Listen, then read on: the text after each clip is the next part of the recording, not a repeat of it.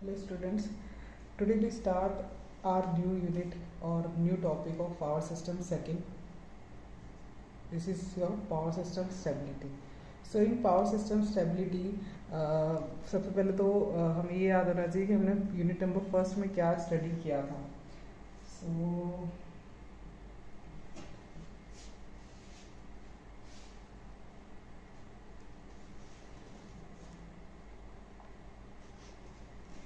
So this is your syllabus.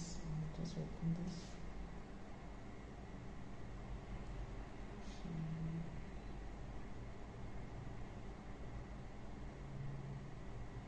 See, this is your syllabus. In this we discussed about unit number second, which is your power flow analysis. So basically जो first unit था वो आपका load flow analysis से पे base था पूरा ही. Load flow analysis से मतलब क्या होता है कि जितने भी हमारे बस सिस्टम होते हैं, जितने भी बस बार है, उसमें कितना करंट इंजेक्ट हो रहा है, कितना वोल्टेज इंजेक्ट हो रहा है, उसका पावर फ्लो कैलकुलेशन या उसको एनालाइज करना ही हम किसको बोलते हैं, लोड फ्लो एनालिसिस. तो बेसिकली लोड फ्लो एनालिसिस में हम इंजेक्टेड वोल्टेज VI और करंट, इंजेक्टेड करंट, इन दोनों की वैल्यूज़ को निकालते हैं और उसी के अकॉर्डिंग इन दोनों की वैल्यूज़ को मर्ज करके हम लोग एक्चुअल जो पावर इंजेक्ट हो रही है उस पर्टिकुलर बस में या उस पर्टिकुलर सबस्टेशन में वो हम फाइंड आउट करते हैं. सो उसी में जैसे उसमें जो टॉपिक्स थे वो कौन कौन से थे, जैसे review of structure of the power system and it's components, analysis of power flows, formation of बस एडमिटेंस मैट्रिक्स.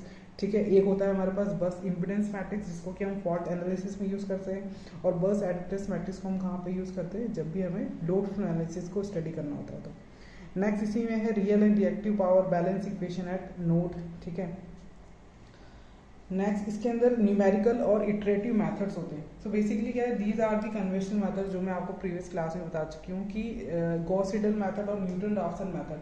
बेसिकली मैंने भी आप तक अभी हमने कहाँ तक कवर किया था, गॉस सीडल मेथड तक हम लोगों ने कवर अप किया था. ठीक है, उसके बाद एक न्यूटन राफसन मेथड भी होता है. तो सबसे पहले जो सबसे फर्स्ट कन्वेंशनल मेथड था, सबसे फर्स्ट कन्वेंशनल या इटरेटिव मेथड था to solve of the non linear equation. ठीक है, हमारे पास जो लोड फ्लो एनालिसिस में जो इक्वेशंस निकल के आती थी वो सारी कौन से फॉर्मेट में होती थी, नॉन लीनियर इक्वेशन के फॉर्मेट्स में होती थी. ठीक है, set of non linear equations होते थे. अगर हमें एक बस सिस्टम को हैंडल करना है, मतलब हमारे पास कोई भी एक सबस्टेशन है या कोई भी सिस्टम है, पावर सिस्टम है, उसमें अगर हमें हैंडल करना है या डील करना है सिर्फ एक बस के साथ या दो बस के साथ, तो हमारे लिए बस एडमिटेंस मैट्रिक्स से कैलकुलेशन जो है वो सफिशिएंट है, मोर देन इनफ है. क्योंकि हमें सिर्फ किसके साथ डील करना होगा, उसमें बस के नंबर्स जो होंगे वो 1 होंगे या 2 होंगे या 3 होंगे. ठीक है, बट जब हम बल्कि या बहुत कॉम्प्लेक्स सिस्टम की बात करते हैं, जैसे कि 440 kV या फिर जो भी हाई टेंशन जो हाई वोल्टेज लेवल के जो भी चीज़ें होते हैं, उसमें बेसिकली क्या होता है कि जब भी हम इटरेटिव मेथड्स का यूज़ करते हैं, क्योंकि हमारे पास जो इक्वेशन निकल के आते हैं, एक तो नंबर ऑफ इक्वेशन बदल जाएंगे या बढ़ जाएंगे, क्योंकि जब हम नंबर बस की जो अमाउंट है या क्वांटिटी है जो हमारे पास एक है या दो है या तीन है, तो उस केस में उनको हैंडल करना इजी होता है, उन इक्वेशन को सॉर्ट आउट करना इजी होता है, क्योंकि नंबर ऑफ वेरिएबल्स कम होंगे. जैसे जैसे हम नंबर ऑफ बस बढ़ाते जाएंगे हमारे पास नंबर ऑफ वेरिएबल्स भी बढ़ते चले जाएंगे.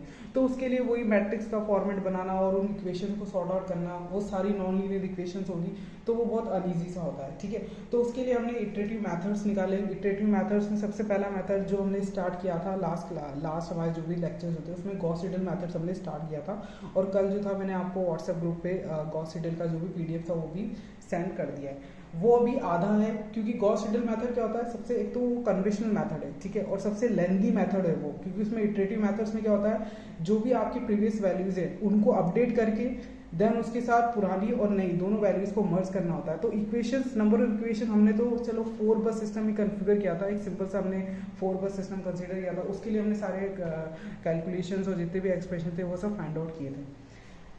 अच्छा, जो गॉस सीडल मेथड होता है उसमें बेसिकली वो भी एक इटरेटिव मेथड होगा, न्यूटन राफसन मेथड, ये दोनों ही इटरेटिव मेथड्स हैं. ठीक है, बट इसमें से सबसे अगर बोला जाए कि बेहतर कौन है, तो वो न्यूटन राफसन मेथड होगा, क्योंकि वो मॉडिफाइड वर्जन होगा और उसमें कुछ ना कुछ नई चीज़ें मॉडिफाइड करके अपडेटेड किया गया है, इसलिए न्यूटन राफसन मेथड ज़्यादा ईजी है, और उसकी कैलकुलेशन में उसका जो एक्सप्रेशन निकालने में या उसकी जो कैलकुलेशन होगी वो बहुत छोटी सी एक्सप्रेशन निकल के आता है, उसमें एल्गोरिथम बनाने में भी इतना टाइम नहीं लगेगा. ठीक है, अभी तो जो हमने गॉस सीडल मेथड में देखा है वो गॉस सीडल मेथड में हमने क्या देखा था, गॉस सीडल मेथड में हम लोगों ने देखा है कि सबसे पहले तो हमने पावर की कैलकुलेशन की, रिएक्टिव एंड एक्टिव दोनों पावर की अलग अलग वैल्यूज निकाली, कन्वर्जन निकाले, ठीक है, क्योंकि set of non linear equations है तो उसमें कुछ ना कुछ अजम्पशंस भी हमने उसमें लिए, ठीक है। फिर उसमें गॉस सीडल मेथड अप्लाई किया कि p+1 वैल्यू या p जो वैल्यू है दैट मीन्स आपकी जो भी इनिशियल वैल्यूज होंगी उनको हम क्या करेंगे, इमीडिएटली रिप्लेस करते हैं p+1 which is your updated values से, ठीक है। तो ये सारी चीजें हमने पहले वोल्टेज की एक्सप्रेशन निकाला उसके अंदर, ठीक है, 4 बस का सिस्टम था उसमें V1 V2 V3 V4 की वैल्यूज निकाली। फिर उसके बाद हमने एक जो हमारे पास जनरलाइज इक्वेशन थी उसके लिए हमने P यानी एक्टिव पावर और Q दोनों की वैल्यूज निकाली हैं, ठीक है, जो कल के नोट्स मैंने दिए हैं उसमें P और Q दोनों तक की वैल्यू हमने निकाल ली है, ठीक है। उसको भी मैं आपको समझाऊंगी, अभी सिर्फ मैं आपको PDF दे रही हूँ क्योंकि एक तो क्या है वो बहुत लेंथी प्रोसेस है, ठीक है, तो उसको नोट डाउन करने में मुझे भी खुद को टाइम लगेगा। उसको हम क्या करेंगे, गूगल मीट की क्लास में मर्ज कर लेंगे, ठीक है। नोट्स में आपको दे दूंगी, PDF को आप अपनी कॉपी में राइट डाउन करके रखना, नहीं राइट डाउन करोगे तो मैं समझाऊंगी तो कुछ समझ में नहीं आएगा, ठीक है। इससे पहले क्या होगा कि आप उसको राइट डाउन करके रखें।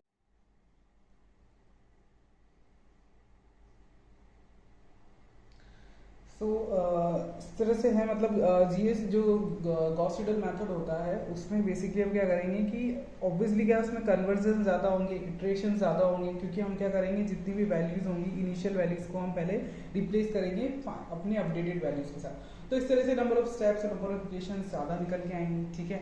फाइनल में हमको देखना ये है कि सब चीज़ें कैलकुलेट करने के बाद चलो हम चीज़ें समझ भी लेंगे कि हाँ ये चीज़ें हैं और ऐसे ऐसे हम लोग को परफॉर्म करना होगा, लेकिन लास्ट में जब तक आप उसका न्यूमेरिकल नहीं करोगे तब तक हमें वो जो हमने कैलकुलेशन किया है लाइन फ्लो एनालिसिस का, आगे मैं बताऊंगी लाइन लॉसेज निकालने के लिए क्या कंपटीशन होता है। उसमें 2 ही टॉपिक के नोट्स रिमेनिंग है, एक तो है उसके अंदर लाइन लॉसेज का कंपटीशन कैसे होगा, ठीक है, कंसिडरेशन ऑफ पीवी बस का एक केस हमने स्टडी है उसके अंदर, ठीक है, और लास्ट में अभी जो फाइनल है उसके अंदर वो है उसका एल्गोरिथम, ठीक है, उस एल्गोरिथम को लिखना है, उसका फ्लो चार्ट बनाना है और वही आपको अपने एग्जाम्स में लिख के आना है, ठीक है। लेकिन अगर उसको डिटेल में समझना है ना तो गॉस सीडल मेथड का एक न्यूमेरिकल हम लेके चलेंगे अगर टाइम रहा तो, क्योंकि वो भी बहुत कॉम्प्लिकेटेड होगा, कैसे कैसे उसको सॉल्व करना है वो मैं आपको बता दूंगी, बाकी उसकी कैलकुलेशन आप खुद से कर लेना, ठीक है। सो उसके बाद उसमें न्यूटन राफ्सन मेथड होगा। न्यूटन राफ्सन मेथड इजी मेथड है, उसमें ज़्यादातर हमें लेंथी प्रोसेस नहीं है, कंप्यूटेशनल टेक्निक्स उसके अंदर थोड़े से मॉडिफाइड हैं, ठीक है, क्योंकि उसमें न्यूटन राफ्सन टेक्निक लगी होती है, ठीक है, तो इसीलिए उसमें नंबर ऑफ स्टेप्स भी निकल के कम आएंगे। तो इस तरह से वो थोड़ा सा एक तरह से बोल सकते हैं कि हाँ शॉर्ट और स्वीट मेथड होगा, ठीक है, उसमें बिल्कुल भी कंप्यूटेशनल एफर्ट्स इतने नहीं लगाने पड़ेंगे जितने कि हमने गॉस सीडल मेथड में लगाए हैं, ओके। तो इस तरह से उसका लास्ट टॉपिक यही होगा पावर सिस्टम एनालिसिस का, जब हमने पावर फ्लो एनालिसिस पढ़ना है, यानी फर्स्ट यूनिट जो हमारी लोड फ्लो एनालिसिस की है उसको हमें कंप्लीट करने के बाद नेक्स्ट अभी मैं क्या करती हूँ कि जो हमारे नेक्स्ट टॉपिक है ना वो मैं स्टेबिलिटी वाले से स्टार्ट करती हूँ, ठीक है। जैसे कि देखो इस यूनिट में आपको दिख रहा होगा कि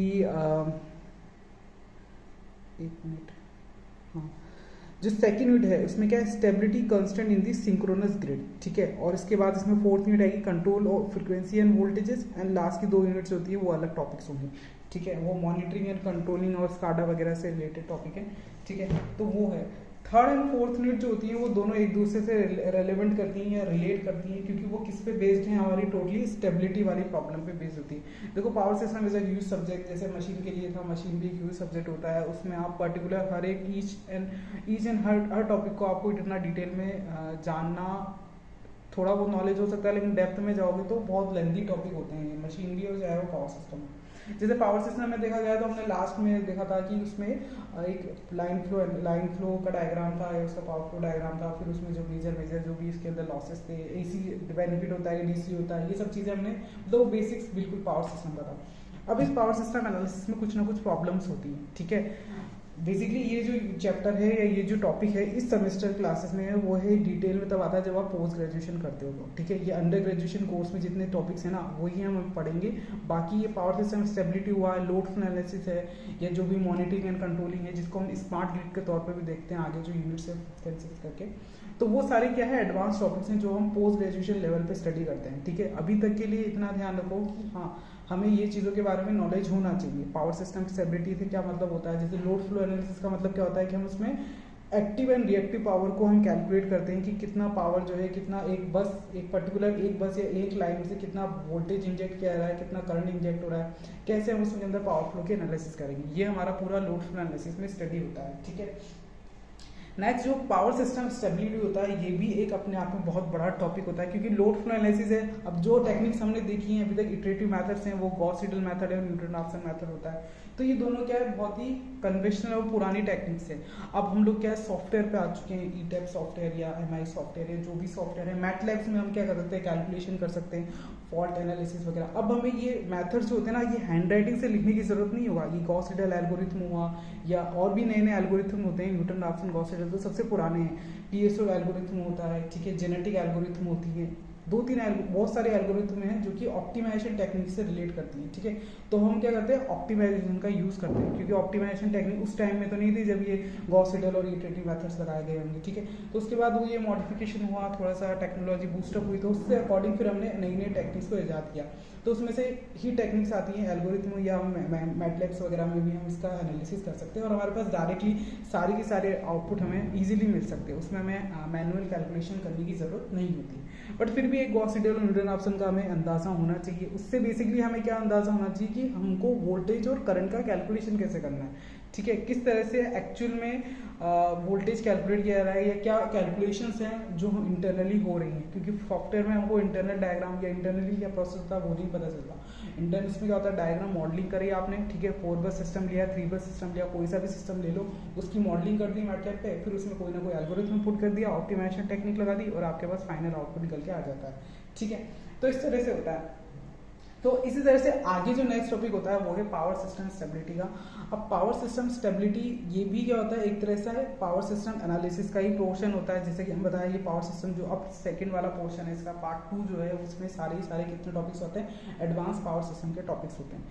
सो पावर सिस्टम स्टेबिलिटी जो होता है, basically third and fourth unit जो है वो दोनों स्टेबिलिटी के ही पोर्शन है, ठीक है। लोड फ्लो एनालिसिस जो प्रॉब्लम था पावर सिस्टम एनालिसिस का, वो हम कंप्लीट कर चुके हैं, जितना हमारे सिलेबस में था, जितना अंडर ग्रेजुएट लेवल के लिए स्कीम में हमें दिया गया है, ठीक है। नेक्स्ट जो होता है power system stability, third and fourth unit दोनों के दोनों क्या है, पावर सिस्टम स्टेबिलिटी के ही पोर्शन है, ठीक है। तो अब हम स्टार्ट करेंगे आज से पावर सिस्टम स्टेबिलिटी। ये स्टेबिलिटी की प्रॉब्लम किससे रिलेट करती है, कौन सा ऐसा पोर्शन होगा जिस पे इन्फ्लुएंस करता है। जैसे कि मैंने आपको बताया था कि जितने भी पावर सिस्टम होते हैं उसमें कितने पार्ट्स होंगे, कितने बस बार हैं, कितने लाइंस लगी हुई, कितने इंसुलेटर हैं, उनमें क्या क्या प्रॉब्लम्स हो सकती हैं, वो सब चीज़ें हमने लास्ट सेमेस्टर में हमारे देखा है। कोरोना होता है प्रॉक्सिमिटी इफेक्ट से, या केबल्स का यूज़ करोगे तो प्रॉक्सिमिटी इफेक्ट आ जाएगा, इसी वजह से फिर आंटी इफेक्ट होता है। तो ये सारे इफेक्ट्स या प्रॉब्लम्स हमने उस टाइम में देखे थे। तो लेकिन अब क्या होता है कि वो सब तो वो प्रॉब्लम्स है जो कि किसी ना किसी एटमॉस्फेरिक से आ रहे थे, या कोई ना कोई एक्सटर्नल प्रेशर था, या एक्सटर्नल आउटडोर में क्योंकि वो लाइंस लगी हुई थी इसलिए आ रहे थे। लेकिन इंटरनली क्या प्रॉब्लम हो सकती है एक पावर सिस्टम में जब हम उसको यूज़ कर रहे हैं, कंज्यूमर साइड से क्या प्रॉब्लम हो सकता है, किस तरह से थोड़ा सा भी वोल्टेज अगर फ्लक्चुएट करेगा, करंट फ्लक्चुएट करेगा तो वो क्या डिजास्टर कर सकता है, ठीक है। तो ये सब चीज़ें हम एडवांस लेवल में देख रहे हैं, ठीक है। जैसे लोड फ्लो एनालिसिस है, तो उसमें क्या है, उसको हमने क्यों पढ़ा, क्योंकि पहले हमने फॉल्ट एनालिसिस पढ़ा, तो उससे हमें ये पता चला कि कितने सारे फॉल्ट्स होते हैं, ठीक है। Double line to line, line to ground, जो भी फॉल्ट्स हमने अभी तक पढ़े उनको हम कैसे कंपनसेट कर सकते हैं by using the symmetrical components, और ये सब चीज़ें हमने वहाँ देखी हैं, ठीक है। लोड फ्लो एनालिसिस में क्या होगा, उसमें हमें ये पता चलेगा कि इंटरनली कितना करंट एक बस में इंजेक्ट हो रहा है, कितना वोल्टेज जा रहा है, ये सब चीज़ें इंटरनली क्या प्रोसेस होती है वो हमने कैलकुलेट करना सीखा है, ठीक है। वो भी हमें सिर्फ कन्वेंशनल मेथड ही पता है, ठीक है। ये सब मेथड्स कोई यूज़ नहीं करता है, अब सब मैटलैब और मॉडिफाइड वर्जन ही यूज़ करते हैं, ठीक है। बट हमको ये पता चल गया कि लोड फ्लो एनालिसिस कैसे होता है। अब नेक्स्ट जो होता है पावर सिस्टम स्टेबिलिटी भी क्या होता है, ये भी एक तरह की प्रॉब्लम ही बोल सकते हैं, इंटरनल प्रॉब्लम है, बट ये किससे रिलेट करती है। जैसे लोड फ्लो एनालिसिस में हम किसका एनालिसिस करते थे, बस बार का एनालिसिस करते थे, ठीक है। जितने भी नंबर ऑफ बस बार कनेक्टेड थे, उन बस बार में कितना करंट इंजेक्ट हो रहा है, कितना वोल्टेज इंजेक्ट हो रहा है, क्या पावर फ्लो एनालिसिस है, ये सब हमने स्टडी किया है लोड फ्लो एनालिसिस में। कौन सा पार्ट इसके अंदर मर्ज था, पावर सिस्टम का बस बार, ठीक है। अब जो नेक्स्ट पावर सिस्टम स्टेबिलिटी होता है, इसके अंदर ये टोटली किसके ऊपर सोलली डिपेंडेंट होगा, आपके सिंक्रोनस जनरेटर के ऊपर, ठीक है। सिंक्रोनस जनरेटर, जैसा कि पहले भी हम देख चुके हैं कि सिंक्रोनस जनरेटर एक बहुत बड़ा एक मेजर पार्ट होता है पावर सिस्टम में, क्योंकि सारी कहानी यहीं से शुरू होती है, ठीक है। पावर सिस्टम का डेवलपमेंट, पावर सिस्टम यानी कि इलेक्ट्रिसिटी का बनना है कहाँ पे स्टार्ट हुआ था, जनरेटिंग प्लांट में, जहाँ पे हमने सिंक्रोनस जनरेटर को लगा रखा है। अब इसके बाद क्या होता है कि आगे जब हम पूरा पावर सिस्टम वहाँ से स्टार्ट होता है हमारे जनरेटिंग प्लांट से, ठीक है। फिर हम ट्रांसमिशन करते हैं, फिर डिस्ट्रीब्यूशन करते हैं, फिर इस तरह से डिस्ट्रीब्यूट होकर फीडर्स के थ्रू सर्विस रेंज में हमारे घरों तक सप्लाई आती है। ये सब चीज़ें हम पहले ही पढ़ चुके हैं, जो हमने पावर लेवल के डायग्राम्स वहाँ पे फर्स्ट क्लास में सिग्नल डायग्राम जो लेक्चर नंबर फर्स्ट था पावर सिस्टम फर्स्ट का, उसमें देखा था। अब इसमें क्या होता है, पावर सिस्टम स्टेबिलिटी किस पार्ट से रिलेट करती है, ये प्रॉब्लम या ये एनालिसिस क्या हो सकता है, ये रिलेट करता है टोटली किस पे, आपके सिंक्रोनस जनरेटर पे। तो सबसे पहले तो सिंक्रोनस जनरेटर क्या होता है ये आपको याद होना चाहिए इस चैप्टर को शुरुआत करने से पहले, ठीक है। सिंक्रोनस जनरेटर में अगर मैं बोलूँगी लॉस ऑफ सिंक्रोनस में क्या होता है तो उसका मतलब समझ में आना चाहिए। वैसे तो हम थोड़ा बहुत यहाँ देख लेंगे सिंक्रोनस जनरेटर में सिंक्रोनस का क्या पार्ट होता है। हाँ, सो पावर सिस्टम स्टेबिलिटी की जो प्रॉब्लम है वो बेसिकली सबसे पहले तो किसके लिए, सिंक्रोनस जनरेटर के लिए होती है, ठीक है। अगर सिंक्रोनस जनरेटर में कोई भी प्रॉब्लम आती है या उसमें कोई भी मान लीजिए कि एक्सटर्नल या इंटरनल तौर से उसमें कोई फॉल्ट आ जाता है या कोई तरह का किसी भी तरह का डिस्टर्बेंस आ जाता है, वोल्टेज का फ्लक्चुएशन आ जाता है, लोड का फ्लक्चुएशन आ जाता है, तो वो क्या कर सकता है, पूरे पावर सिस्टम को आपके कोलैप्स कर सकता है, टोटल ब्लैकआउट की कंडीशन में आ सकती है, ठीक है। यही चीज़ हम अब अच्छे समझ में आएगा जब हमने देखा था कि नॉर्दर्न साउथर्न एक टाइम में या एक टाइम कुछ टाइम पहले एक वो हुआ था जिसमें पूरा ब्लैकआउट हो गया था, सब ग्रिड्स जो है वो ब्लैकआउट हो गई थी। क्यों हुआ था, क्योंकि उसमें एक जो सिंक्रोनस जनरेटर था उसकी फ्रीक्वेंसी कहीं ना कहीं अप एंड डाउन हो गई थी, ठीक है। तो ये किसका पोर्शन आता है, जो टोटल ब्लैकआउट हुआ था उस टाइम में वो किसका पोर्शन आता है, वो पावर सिस्टम स्टेबिलिटी का ही पोर्शन था, ठीक है। तो इस तरह से हम चीज़ों को रिलेट करते चलेंगे, ये चीज़ें इसी होंगी, ठीक है। सब सिंपल सब्जेक्ट है ये, इतना ज़्यादा कंप्यूटेशनल टेक्निक इसमें देखने को नहीं मिलेगी जो डॉट एनालिसिस में देखा था हमने इतने सारे। हाँ, सो पावर सिस्टम स्टेबिलिटी से मतलब क्या होता है, ठीक है। अब हम टॉपिक की शुरुआत करते हैं। देखो पावर सिस्टम स्टेबिलिटी में सबसे पहले तो स्टेबिलिटी का मतलब क्या होता है। स्टेबिलिटी की डेफिनेशन जैसे कि मैंने यहाँ लिख रखी है, सिंपल लैंग्वेज में लिख रखा है। इसके अकॉर्डिंग जो भी अदर जो थ्योरी के नोट्स हैं वो मैं आपको सेंड कर दूंगी, तो आप अपने हिसाब से नोट्स बना लीजिएगा। मैंने जो भी लिखा है वो समझाने के उसे लिखा है, बाकी डेफिनेशन वगैरह नहीं पूछी जाती एग्जाम्स में। टाइप्स ऑफ स्टेबिलिटी का क्वेश्चन आ सकता है कि टाइप्स ऑफ स्टेबिलिटी कितने टाइप का होता है, आगे हम पढ़ेंगे। इसमें और भी चीज़ें हैं, इक्वल एरिया क्राइटेरिया है या फिर स्वी इक्वेशन है, वो मोस्ट इंपॉर्टेंट टॉपिक है, उससे भी रिलेटेड बहुत सारे क्वेश्चन पूछे जाते हैं। सो वो सब चीज़ें हैं, बाकी मेजर डेफिनेशन कोई नहीं पूछता है। तो what does it means by stability. Stability का मतलब क्या होता है, it is ability to return in normal और stable operation after having been subjected to some form of disturbance. Some form of disturbance और अनहेल्दी कंडीशन और faulty condition सबका बात एक ही होती है, ठीक है। सो बेसिकली कोई भी डिस्टर्बेंस होने के बाद सिस्टम का अपनी एक्चुअल पोजीशन में या नॉर्मल पोजीशन में वापस आ जाना, ठीक है, रिटर्न हो जाना, उसको हम क्या बोलते हैं, स्टेबिलिटी बोलते हैं।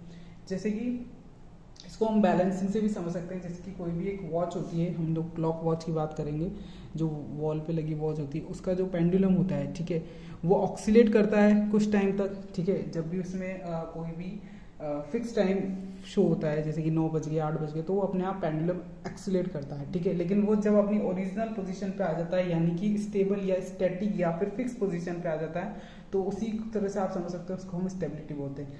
सेम उसी तरह से रिलेट करके हम ये बोल सकते हैं कि स्टेबिलिटी का मतलब क्या होता है कि कोई भी पर्टिकुलर सिस्टम में, और सिस्टम में भी कोई भी पोर्शन हो सकता है, डजेंट मैटर कि वो सिंक्रोनस जनरेटर ही होगा, स्टेबिलिटी आप किसी भी पोर्शन के लिए स्टडी कर सकते हो। लेकिन अभी हम जो अंडर ग्रेजुएशन पोर्शन में स्टडी करेंगे, अंडर ग्रेजुएट लेवल पे स्टडी करेंगे, वो सिंक्रोनस जनरेटर के ऊपर ही करेंगे, ठीक है।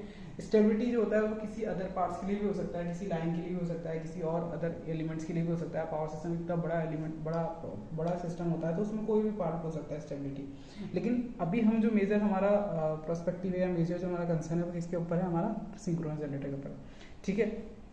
So basically it is the ability to return a system into its normal or equilibrium condition after having been subjected to some kind of disturbance, some kind of faulty condition or some kind of the unhealthy condition, ठीक है। कोई भी disturbance आया है, major disturbance आया या कोई छोटा डिस्टर्बेंस आया है, ठीक है, उस कंडीशन के बाद अपनी नॉर्मल ऑपरेटिंग कंडीशन में सिस्टम का आ जाना, उसको हम क्या बोलेंगे, स्टेबिलिटी बोलेंगे, ठीक है। तो बेसिकली क्या होगा, स्टेबिलिटी को हम कंट्रोल सिस्टम से भी रिलेट कर सकते हैं, ये चीज़ हमने कंट्रोल सिस्टम में पढ़ी है, ठीक है। स्टेबिलिटी क्या होता है, स्टेबिलिटी कैसे फाइंड आउट कर सकते हैं, राउट सर्विस क्राइटेरिया वगैरह आपने स्टडी किया होगा, ठीक है। कैसे सिस्टम जो होता है, कौन सी कंडीशन के बाद वो मार्जिनली स्टेबल होगा, ठीक है। अनस्टेबल कब कहलाता है, ठीक है, अंडर डैम्ड, ओवर डैम्ड, ये सब कंडीशन हम पहले देख चुके हैं, तो उसमें मैं नहीं जाऊंगी, ठीक है। तो स्टेबल मतलब क्या होता है, 40 यानी कि नो फॉल्ट कंडीशन और नो डिस्टर्बेंस, ठीक है। हेल्दी कंडीशन को हम बोल सकते हैं स्टेबल कंडीशन होता है, ठीक है।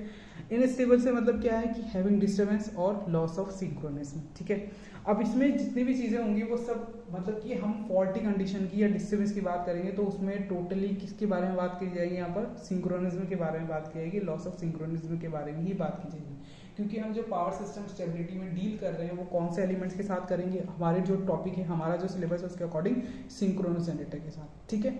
तो सिंक्रोनस जनरेटर में लॉस ऑफ सिंक्रोनिज्म क्या होता है, because synchronous generator is a very major element of a power system, because the whole power system process start from this point, ठीक है। यहीं से सारी पावर सिस्टम की शुरुआत होती है हमारे सिंक्रोनस जनरेटर से। सो एक डेफिनेशन और है, ठीक है, ये तो मैंने बता दिया स्टेबिलिटी क्या होता है, स्टेबिलिटी का डेफिनेशन याद होना चाहिए, स्टेबिलिटी का मतलब क्या होता है, मेंटेनेंस ऑफ द सिंक्रोनिज्म। अब लॉस ऑफ सिंक्रोनिज्म क्या होता है, इसके लिए मैंने नीचे एक डायग्राम बता रखा है, उसी से हम इसको समझेंगे, ठीक है। तो पावर सिस्टम स्टेबिलिटी में हमको किसके बारे में स्टडी करना होगा, सिंक्रोनस जनरेटर की लॉस ऑफ सिंक्रोनिज्म के बारे में, ठीक है।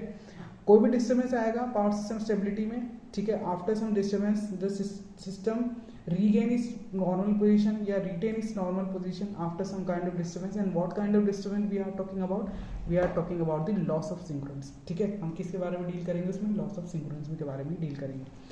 सो अब इसमें अच्छा हाँ, इसमें एक डेफिनेशन और होती है पावर लिमिट क्या होता है। अब पावर लिमिट बेसिकली ये सिंपल लैंग्वेज में बोलो वो लिमिट या वो पॉइंट जिस पॉइंट तक आकर के आपका सिस्टम जो है वो मैक्सिमम पावर डिलीवर करेगा या मैक्सिमम पावर को ट्रांसफर करेगा, ठीक है।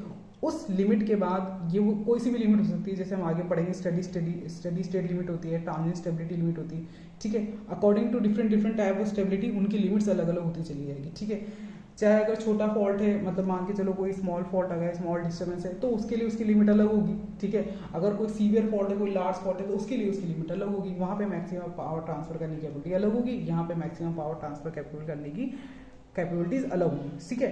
तो पावर लिमिट का मतलब वही होता है, वो पॉइंट या वो लिमिट जिसपे कि आपका सिस्टम एक डिस्टर्बेंस में होते हुए, डिस्टर्बेंस वाली कंडीशन में होते हुए मैक्सिमम पावर को ट्रांसफर करे, ठीक है। यही डेफिनेशन लिख रखा है। मीन्स पावर लिमिट का मतलब क्या होता है, capability of supplying maximum power without causing instability, ठीक है। अपनी कंडीशन मतलब डिस्टर्बेंस आने से पहले कितनी पावर वो डिलीवर कर सकता है, ट्रांसफर कर सकता है, विदाउट बीइंग इनस्टेबल। यानी इनस्टेबल से मतलब क्या है कि पावर सिस्टम की वो लिमिट, पावर सिस्टम लिमिट के मतलब ये पावर लिमिट जो होती है वो पावर लिमिट, या हम स्टेडी स्टेट लिमिट की बात करें या ट्रांजिएंट की बात करें, कोई भी सीवियर कोई भी स्मॉल डिस्टर्बेंस आने से पहले कोई भी सिस्टम जो है वो जितना मैक्सिमम पावर डिलीवर करता है, ठीक है, after being in a critical और after being in a disturbance condition, वो कितना मैक्सिमम पावर ट्रांसफर कर चुका है या कर सकता है, उसको हम बोलते हैं पावर लिमिट, ठीक है। Means the capability of supplying maximum power without causing instability और विदाउट कॉजिंग या without being in a small और a large kind of a disturbance, ठीक है। मेरे ख्याल से स्टेबिलिटी वगैरह का डेफिनेशन समझ में आ चुका होगा। आगे बढ़ते हैं। सबसे पहले इसमें जो हम लोग डील करेंगे, लॉस ऑफ सिंक्रोनिज्म क्या होता है, ठीक है, क्योंकि सिंक्रोनिज्म अगर सिंक्रोनस जनरेटर अच्छे से याद है तो सिंक्रोनिज्म भी याद होगा क्या होता है। वैसे तो बहुत सिंपल सी डेफिनेशन होती है कि अगर सिंक्रोनस जनरेटर क्या होता है, machine which is having a AC kind of nature, ठीक है, एसी मशीन पे काम करता है या एसी पे डील करता है, वो मशीन के लिए सिंक्रोनस मशीन होती है। And it is a constant speed device, या इसको बोल सकते हैं कांस्टेंट स्पीड मोटर भी होता है। Constant speed motor say that means इसकी स्पीड हमेशा सिंक्रोनस स्पीड रहती है। जैसे इंडक्शन मशीन जो होती है वो आपकी सब सिंक्रोनस स्पीड पे रन करता है, ठीक है, वहाँ पे स्लिप आ जाता है, वो सब चीज़ें हैं। ये मशीन हमेशा एग्जैक्ट इसकी स्पीड कांस्टेंट रहती है सिंक्रोनस, यानी NS = 120 F/P पे ये रन करता है, ये सबको पता है हमको, ठीक है। अब अगर वो कहने का मतलब ये होता है कि इसके अंदर एक सबसे बड़ी मेजर तो फॉल्ट ये होता है, मेजर प्रॉब्लम ये होता है कि जितनी भी थ्री फेज सिंक्रोनस मशीन्स होती हैं, चाहे वो जनरेटर हो या मोटर हो, वो दोनों ही सेल्फ स्टार्टिंग नहीं होते हैं, नॉन सेल्फ स्टार्टिंग नेचर के होते हैं। थोड़ा बहुत हम पुराना जो भी है उसको हम यहाँ पे स्टडी करते हैं ताकि हमें लॉस ऑफ सिंक्रोनिज्म का मतलब पता चले, क्योंकि यहाँ पे जितने भी डिस्टर्बेंस हम डील करेंगे वो सिंक्रोनस जनरेटर के इस पे ही करेंगे। जितना भी स्टडी हम करेंगे, जो भी डायग्राम हम लेंगे वो सिंक्रोनस जनरेटर से रिलेट करेगा, क्योंकि हमें पावर सिस्टम स्टेबिलिटी जो स्टडी करना है वो सिंक्रोनस जनरेटर के लिए करना है, ठीक है। अब वो चाहे वोल्टेज की स्टेबिलिटी हो, वोल्टेज इनस्टेबल हो जाए आपका कोई भी डिस्टर्बेंस आने से, फ्रिक्वेंसी आपकी इनस्टेबल हो जाए, voltage, frequency, torque angle, load angle, ये सब किसके ऊपर होगा? सिंक्रोनस जनरेटर के लिए ही हम बात करेंगे। ठीक है, तो पावर सिस्टम स्टेबिलिटी में हम जिस डिवाइस के साथ या जिस major element of the power system से डील करेंगे वो है सिंक्रोनस जनरेटर। तो उस सिंक्रोनस जनरेटर की सबसे मेजर या सबसे कह सकते हैं ना, इस सबसे लार्जेस्ट डिस्टर्बेंस जो होगा वो क्या होता है इसके अंदर? आपका लॉस ऑफ सिंक्रोनस होना, यानी आपकी मशीन जो है वो रन करना बंद कर दिया, आपका जनरेटर ने काम करना बंद कर दिया। इससे सीवियर प्रॉब्लम कुछ नहीं हो सकती। ठीक है, तो उसी को हमें देखना होगा कि लॉस ऑफ सिंक्रोनस में क्या होता है। सबसे पहले तो हम 2-3 पॉइंट्स याद कर लेते हैं कि सिंक्रोनस मशीन जो होता है वो क्या होता है? एसी मशीन है, प्योरली एसी डिवाइस होता है। डबली एक्साइटेड मशीन होता है, दैट मीन्स फील्ड जो होता है उसका अलग सप्लाई से एक्साइटेड किया जा सकता है, और आर्मेचर जो होता है वो इसका अलग सप्लाई से एक्साइटेड किया जा सकता है। किया जाता है। ठीक है, तो डबली एक्साइटेड में क्या होता है? फील्ड को हम एसी सप्लाई देते हैं और आर्मेचर को हम उसके डीसी सप्लाई देते हैं। ठीक है, अब वो कैसे वर्क करता है, क्या करता है, ये सब चीजें इतनी डेप्थ में नहीं जाऊंगी मैं, क्योंकि एक बेसिक मोटिव या बेसिक आइडिया आपको होना चाहिए। ठीक है, सिंक्रोनस मशीन के बारे में एक चीज और क्लियर होनी चाहिए कि एसी मशीन होता है, सिंक्रोनस स्पीड पे रन करता है। ठीक है, नॉन सेल्फ स्टार्टिंग मशीन होता है, ये 3 फेज इंडक्शन मशीन की तरह ये सेल्फ स्टार्टिंग नहीं होता है। 3 फेज सिंक्रोनस मशीन जो होती है हमेशा नॉन सेल्फ स्टार्टिंग नेचर का होता है। ठीक है, सो इस तरह से ये सब चीजें इसमें हैं। अब नेक्स्ट जो होता है, इसमें 2 डायग्राम्स आपको नजर आ रहे हैं। डिपेंडिंग ऑन द रोटर या on the basis of this rotor part we can classify this synchronous generator into 2 parts. First one is the salient pole and second one is the cylindrical rotor.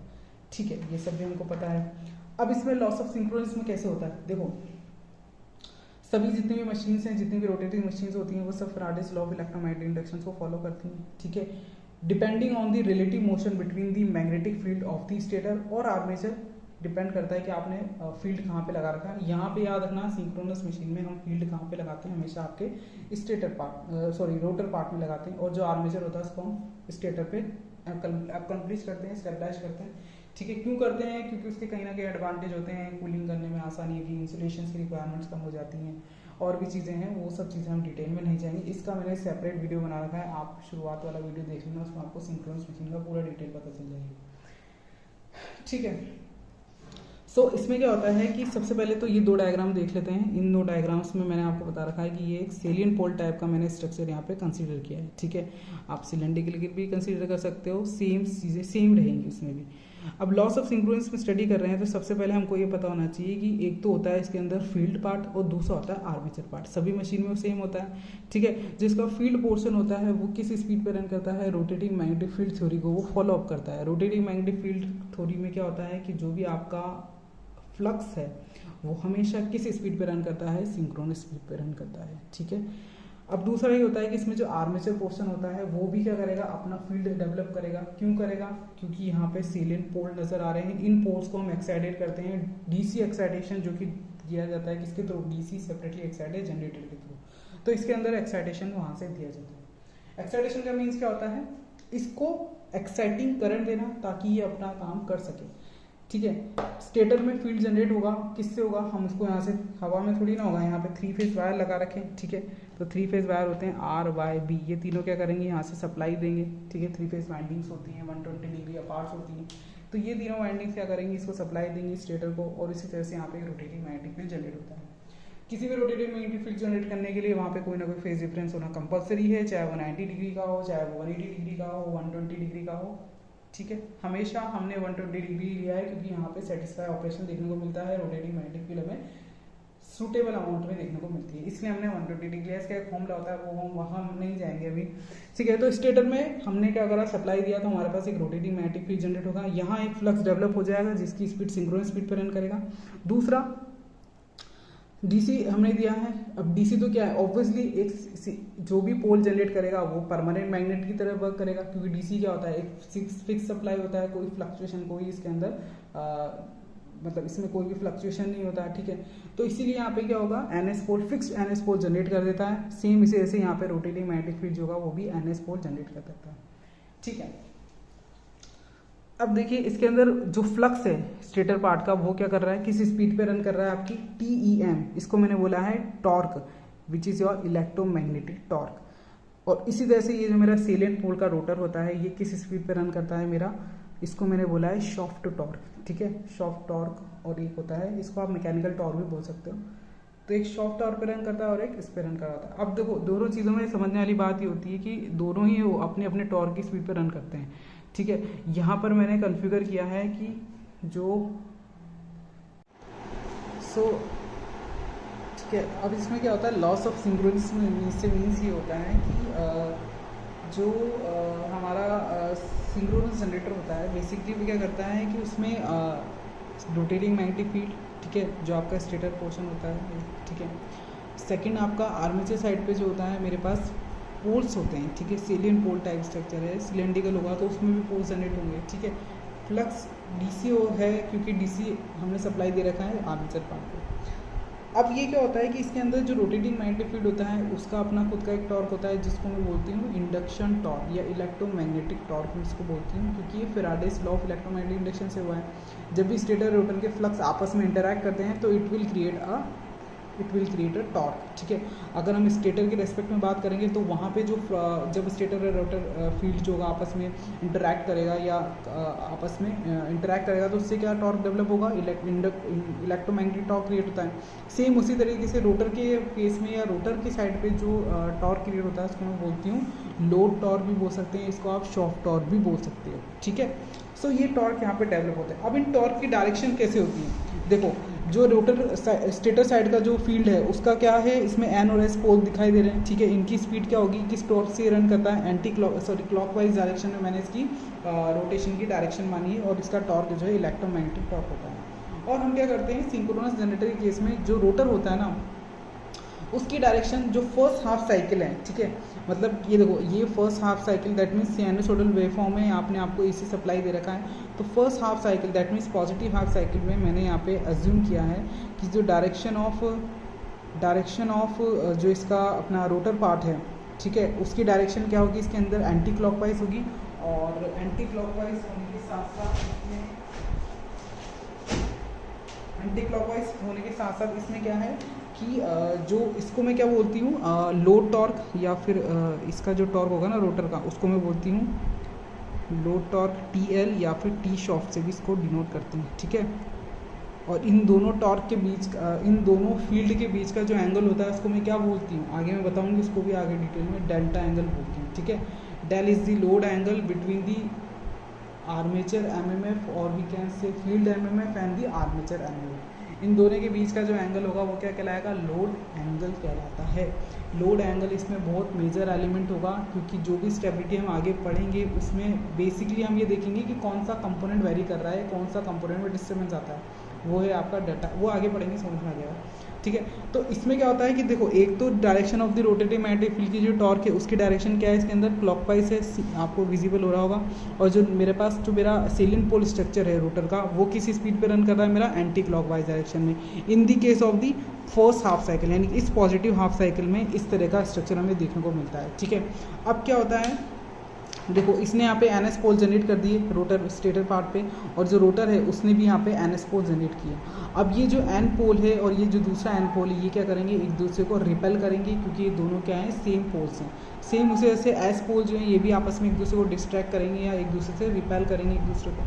तो इस तरह से क्या होगा, दोनों ही क्या करेंगे, एक दूसरे से दूर जाने की कोशिश करते हैं, मतलब कि जो हमारे पास रोटर का स्ट्रक्चर है और जो फील्ड का स्ट्रक्चर है, ठीक है, दोनों के जो पोल्स हैं, दोनों की जो फील्ड्स हैं, रोटर MMF और स्टेटर MMF, दोनों ही क्या करेगा, एक दूसरे से अलग होने की कोशिश करता है, ठीक है, या एक दूसरे से दूर जाने की कोशिश करता है। But due to this inertia constant, जिसके बारे में हम आगे कैलकुलेट भी करेंगे, due to this inertia constant क्या होता है, वो एकदम से क्या नहीं हो सकता, रिपेल नहीं कर सकता। दैट मीन्स जो आपका रोटर है वो एंटी क्लॉकवाइज डायरेक्शन में मूव नहीं कर पाएगा due to some kind of inertia over there, okay. क्योंकि कोई भी चीज़ होता है उसमें कोई ना कोई इनर्शिया होगा, जैसे अगर वो चीज़ ज़्यादा हैवी है, मास की है, हैवी मास की स्ट्रक्चर है, तो ऑब्वियसली उसमें कुछ ना कुछ स्ट्रक्चर में कोई ना कोई इनर्शिया तो होगा इसे, ठीक है। तो इनर्शिया जो होता है, इनर्शिया की वजह से वो मूव नहीं कर पाता। तो इस वजह से मैं बोल रही हूँ कि यहाँ पर जो आपकी मशीन है वो क्या करेगी, टोटली मूव नहीं कर पाएगी, मतलब वो ऑक्सीलेट करेगी, बट वो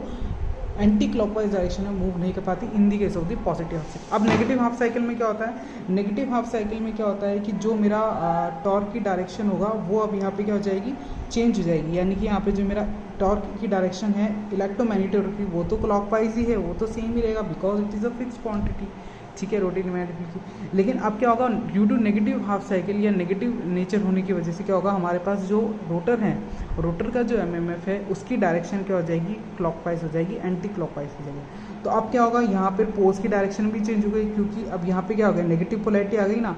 तो जो एस और एन पोल्स है ऑब्वियसली वो तो रोटेट कर ही रहे हैं, तो ऑब्वियसली पॉजिटिव हाफ साइकिल में अगर वो एन एस है तो दूसरी हाफ साइकिल में वो एस एन हो जाएंगे, ठीक है, क्योंकि वो आपका फ्लक्स रोटेट कर रहा है, ठीक है। और यहाँ पर क्या है, मेरा रोटर का स्ट्रक्चर रोटेट कर रहा है, बट मेरा फ्लक्स क्या है, यहाँ पे कांस्टेंट है, क्योंकि वो किस नेचर का फ्लक्स है, आर्मेचर में डीसी नेचर का है, ठीक है। तो यहाँ पे क्या होगा, जब ये रोटर घूम करके वापस आएगा तो मेरे पास कितने पोल्स जनरेट हो जाएंगे, यहाँ पे एन और एस हो जाएगा, ठीक है। पोल्स तो सेम ही रहेगा चाहे कितने घूमे, दे आर फिक्स्ड, ठीक है। बट मेरा क्या रिवॉल्व कर रहा है, यहाँ पर स्टेटर का फील्ड रिवॉल्व करता है। ओके, सो अब क्या होता है, यहाँ पर जब मैं इन पोल्स की डायरेक्शन देखती हूँ तो क्या होता है, यहाँ पर ये एन एस है, ठीक है, ये भी मेरा एस एन है। दोनों क्या करेंगे, जो मेरा रोटर है वो same direction of the rotating magnetic field move करने लगेगा, ठीक है। क्यों, क्योंकि एन और एस दोनों क्या हैं, ये दोनों ही डिफरेंट पोल्स हैं, तो ये एक दूसरे को अट्रैक्ट करेंगे, और इसी तरह से एस एन ये भी आपस में एक दूसरे को अट्रैक्ट करेगा। तो जिस डायरेक्शन में मेरा रोटेटिंग मैग्नेटिक फील्ड मूव कर रहा है which is in clockwise direction, उसी डायरेक्शन में मेरा जो रोटर है वो भी मूव करने लगेगा, क्योंकि इसके अंदर पोल्स क्या हैं, दोनों अट्रैक्टिंग साइड के। यहाँ पे क्या हो रहा था, दोनों ही डिस्ट्रैक्टिंग साइड के थे, तो इसीलिए क्या हो रहा था, जो रोटर था वो अलग डायरेक्शन में मूव कर रहा था और मेरा स्टेटर एमएमएफ वो अलग डायरेक्शन में मूव कर रहा था, ठीक है। अब क्या होगा, लेकिन यहाँ पे भी वही सेम प्रॉब्लम होगा, ड्यू टू दिस इनर्शिया यहाँ पे क्या होगा, ये एग्जैक्टली उस स्पीड में या उस डायरेक्शन में मूव नहीं कर पाएगा जिस डायरेक्शन में मेरा क्या, ठीक है। तो अब इसमें क्या होता है कि जो same direction of the rotor है वो मेरा same direction of the rotating magnetic field में मूव नहीं कर पाएगा, because what due to the inertia. Okay, so अब इसमें क्या होता है कि हमें देखने को मिलता है ना तो वो एंटी क्लॉकवाइज डायरेक्शन में मूव कर पा रहा है, ना वो क्लॉकवाइज डायरेक्शन में मूव कर पा रहा है हमारा रोटर, और ये क्या हो रहा है, एक तरह से ऑक्सीलेट कर रहा है, घड़ी के पेंडुलम की तरह इधर उधर पल्सेट कर रहा है, ऑक्सीलेट कर रहा है। देखो इस डायग्राम में दिख रहा होगा कि जो डायरेक्शन ऑफ आपका रोटर है वो क्या कर रहा है, कभी एंटी क्लॉकवाइज में और कभी क्लॉकवाइज डायरेक्शन में। ये देखो यहाँ पर ये क्लॉकवाइज डायरेक्शन होती है और ये एंटी क्लॉकवाइज डायरेक्शन होती है, ठीक है। इस डायरेक्शन में वो एक घड़ी के पेंडुलम की तरह पल्सेट करता है या फिर कह सकते हैं ऑक्सीलेट करता है, ठीक है। सो इसीलिए बोला जाता है कि जो सिंक्रोनस मशीन होती है वो सेल्फ स्टार्टिंग नेचर की नहीं होती है, क्योंकि इसके अंदर क्या प्रॉब्लम होता है कि एक तो इनर्शिया की वजह से जो भी रोटर है वो आपका same direction of the rotating magnetic field में वो जनरेट या मूव नहीं कर पाता, रिवॉल्व नहीं कर पाता। अब हम क्या करते हैं, या तो हम क्या करें, इस रोटर को किसी प्राइम मूवर के थ्रू घुमाएंगे, या फिर हम डैम्पर वाइंडिंग वगैरह का यूज़ करते हैं to start the synchronous machine. तो उससे क्या होगा, हम क्या करेंगे, एक पुश या एक फोर्स अप्लाई करेंगे, ताकि जो मशीन है एक बार जब इसने ये दोनों पोल्स आपस में अट्रैक्ट हो गए तो जिस डायरेक्शन में ये मूव करेगा ना, सेम अगर एक बार इसने इनके अंदर क्या हो जाएगा, लॉकिंग हो जाएगी, ये एन एस पोल आपस में लॉक हो जाएंगे, तो इससे क्या होगा, आपस में ये डिवॉल्व करेंगे बिना किसी डिस्टर्बेंस के, ठीक है। बिकॉज एन एस पोल है, यहाँ भी एन एस पोल है, दोनों एक साथ कंबाइन होकर के इनके बीच में एक इंटरलॉकिंग हो जाएगी, और वो कौन सी स्पीड पे रन करेगा, सिंक्रोनस स्पीड पे रन करता है। बट उसके लिए क्या नेसेसरी कंडीशन है कि हमें कोई ना कोई एक्सटर्नल प्राइम मूवर सप्लाई देनी पड़ेगी, या फिर हमें कोई ना कोई डैम्पर वाइंडिंग वगैरह वहाँ पर लगानी पड़ती है। तो इस तरह से होता है, मतलब कि सिंक्रोनिज्म से मतलब क्या है कि मेरे जो मशीन का जो रोटर है और जो फील्ड है वो दोनों ही किस स्पीड पे रन करेंगे, due to this magnetic locking. क्यों बोला है, क्योंकि यहाँ पे एन एस पोल है, दोनों अट्रैक्टिंग पोल्स हैं, आपस में एक दूसरे को अट्रैक्ट करेंगे, और एक बार इनके बीच में लॉकिंग हो गई यानी कि सिंक्रोनाइज कर लिया आपस में इन दोनों ने एक दूसरे को, तो ये सिंक्रोनस स्पीड पर रन करेंगे। लेकिन लॉस ऑफ सिंक्रोनिज्म में क्या होता है कि मशीन जो है वो इसी तरह से ऑक्सीलेट करेगी, या उसके अंदर क्या हो जाएगा, मैग्नेटिक लॉकिंग की प्रॉपर्टी क्रिएट नहीं हो पाएगी, और मशीन क्या होगी, वो हमेशा ऑक्सीलेट करेगी, ठीक है। किस पे ऑक्सीलेट करेगी, वो डिपेंड करेगा लोड एंगल कितना है उनके बीच का, flux of the MMF of the field और MMF of the rotor side, उनके बीच का क्या एंगल होगा, उसके ऊपर डिपेंड करेगा कि किस तरह से वो ऑक्सीलेट करती है, ठीक।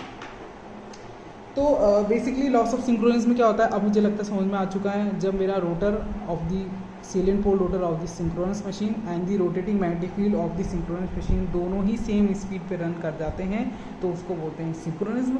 और लॉस ऑफ सिंक्रोनिज्म क्या होता है, जब वो उस स्पीड पे रन ना कर पाए, यानी कि उनके बीच में मैग्नेटिक लॉकिंग की प्रॉपर्टी ना हो पाए due to the some kind of the disturbance, कोई ना कोई वोल्टेज अगर मान लीजिए फ्लक्चुएट हो जाता है। अब ये कौन से डिस्टर्बेंस होंगी जिससे कि मैग्नेटिक लॉकिंग ना हो पाएगी, क्योंकि या तो वोल्टेज का फ्लक्चुएट हो जाएगा, कुछ ना कुछ फ्रिक्वेंसी अनमैच हो जाएगी।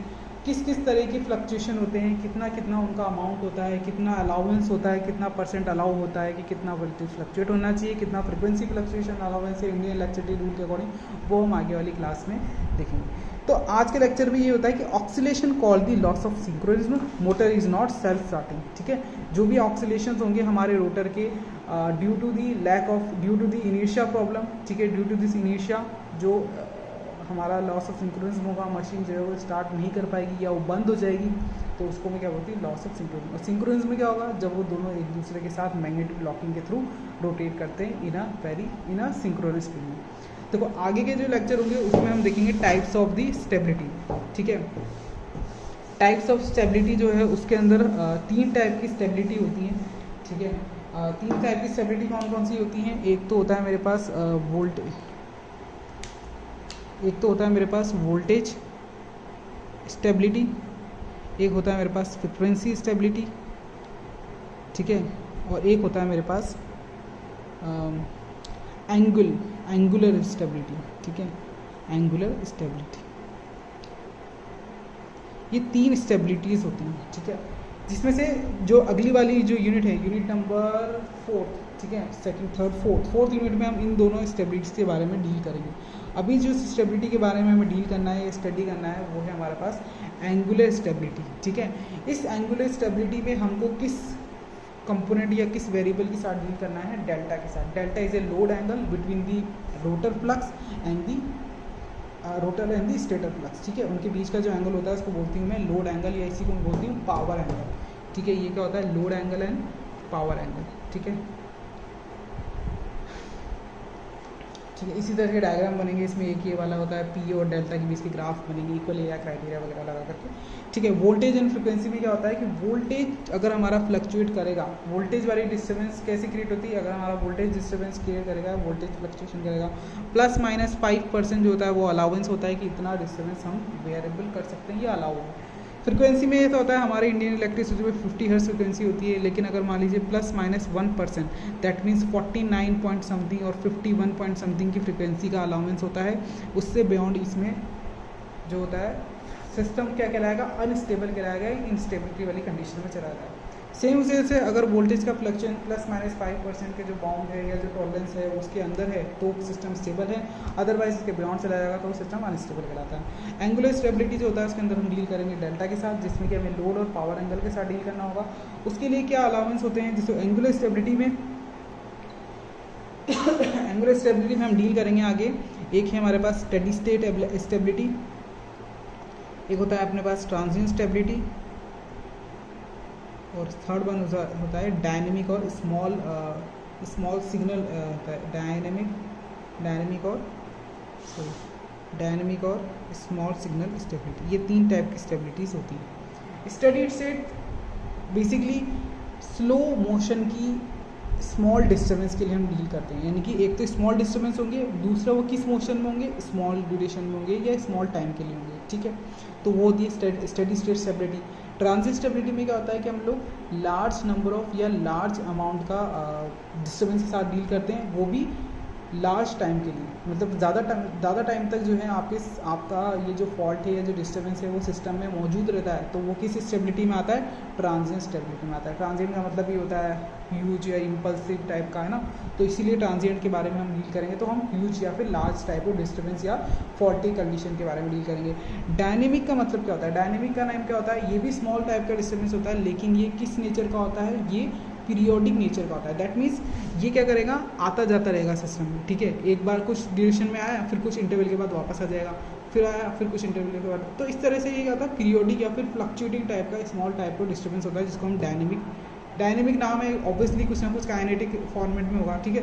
तो इस तरह से होता है। तो इस तरह से 3 टाइप की स्टेबिलिटी के बारे में हमें डेफिनेशन पढ़नी होगी। लास्ट आगे के लेक्चर में मैं क्या करूँगी, PDF दे देती हूँ आपको, तो आप खुद स्टडी कर लेना, कुछ भी नहीं है उसके अंदर, वो जो बात मैंने आपको बताई वही है, ठीक है।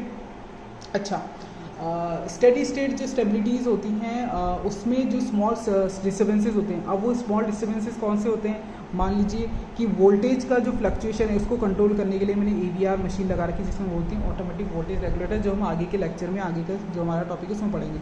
तो अगर वो मशीन में कोई ख़राबी आ जाती है, या कोई गवर्नर है जो टरबाइन का स्पीड को गवर्न करता है, उसमें कोई ख़राबी आ गई, तो उस तरह के फॉल्ट किस में चले जाते हैं, स्मॉल डिस्टर्बेंस में चले जाते हैं। ट्रांजिएंट वाला जो केस होता है उसके अंदर सबसे बड़ा डिस्टर्बेंस कौन सा होता है, लॉस ऑफ सिंक्रोनिज्म, जो मैंने आपको बताया था, ठीक है।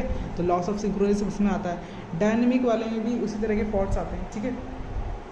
तो बस स्टेबिलिटी की डेफिनेशन एक बार याद हो गई कि हाँ, सिचुएशन वही डेफिनेशन होती है कि टू एबिलिटी टू सस्टेन इस normal equilibrium condition after having some kind of the disturbance. So आगे के लेक्चर में हम ये चीज़ें देखेंगे। और हाँ, एक चीज़ होती है inertia constant and swing equation, ये भी हम लास्ट के लेक्चर में आगे के लेक्चर में देखेंगे।